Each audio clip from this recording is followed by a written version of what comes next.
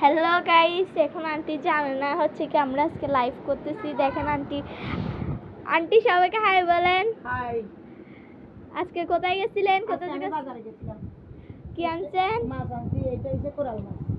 এরপর এটা কোরাল মাছ। এরপর হচ্ছে কি টমেটো, কাঁকরোল। এরপর হচ্ছে কি একটা ডানো দুধ আনছে, মাছ দুধ আনছে, এটা টক দই, এটা মিষ্টি দই। এগুলো হচ্ছে আমার ভালো। আর এগুলো হচ্ছে এই দুটো হচ্ছে আন্টির ফেভারিট মাছ। এরপর হচ্ছে আন্টি যে দুধগুলো পছন্দ করে এই দুধ, একটা হচ্ছে ডানো আর একটা হচ্ছে মাক্স। এরপর হচ্ছে আন্টির মিষ্টি দই ভালো লাগে, আবার টক দইয়ের মধ্যেও খায়। সবাই আজকে ব্লগ এখানেই শেষ। আন্টি সবাইকে বাই দিয়ে দেন। আমার তরফ থেকেও সবাইকে বাই বাই, টাটা।